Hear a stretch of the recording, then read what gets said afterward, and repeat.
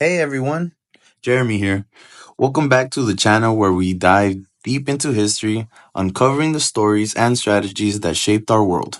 Today, we're tackling a topic that's been both feared and admired: Blitzkrieg, or Lightning War.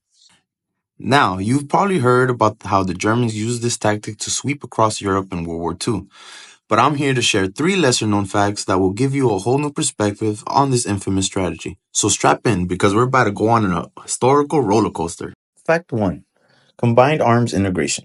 Let's kick things off with something that might surprise you. Blitzkrieg wasn't just about tanks charging forward. Nope, it was more sophisticated than that.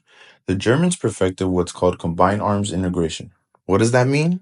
Picture this: tanks, infantry, artillery, and air support all working together like a well oiled machine.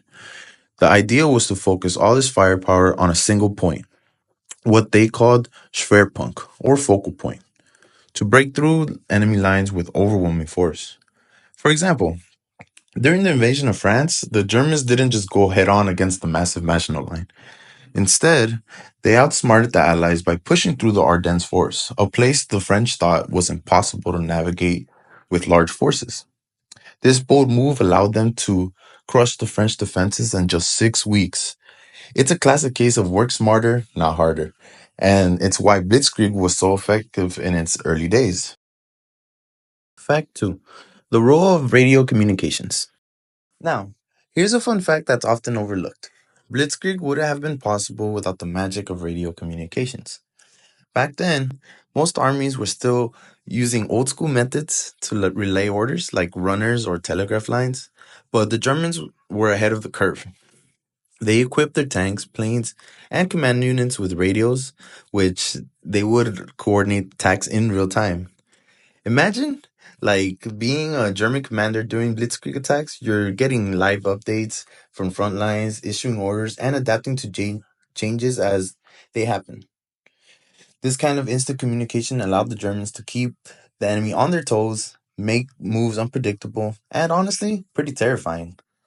It also meant the lower ranking officers had the freedom to make quick decisions on the ground, which kept the momentum going.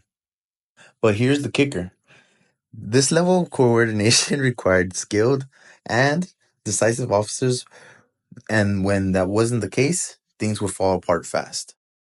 Fact 3: The limitation of Blitzkrieg. Here's where it gets really interesting. Blitzkrieg, for all of its brilliance, wasn't foolproof. This strategy was designed for quick, decisive victories. The longer a campaign dragged on, the more Blitzkrieg weaknesses started to show. Take the Battle of Britain, for example. After steamrolling through France, Hitler thought Britain would just give up, but when the Brits stood their ground, the Germans switched to an air campaign.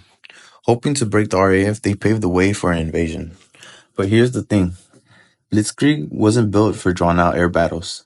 The RAF, using radar and the home field advantage, managed to fend off the Luftwaffe.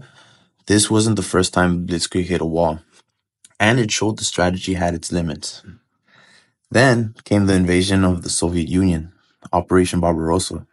Initially, it looked like another Blitzkrieg success, with German forces advancing rapidly, but then the weather turned. The distance grew vast, and the Soviet resistance stiffened. Suddenly, the Germans found themselves in a prolonged war they weren't prepared for. The supply lines were stretched thin, and the quick victory they needed to succeed never came. This harsh lesson that Blitzkrieg wasn't invincible, especially when the conditions weren't just right. So, there you have it.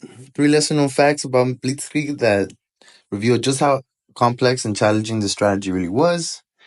It wasn't just about the speed or surprise, it's about coordination, communication, and knowing the right time to strike.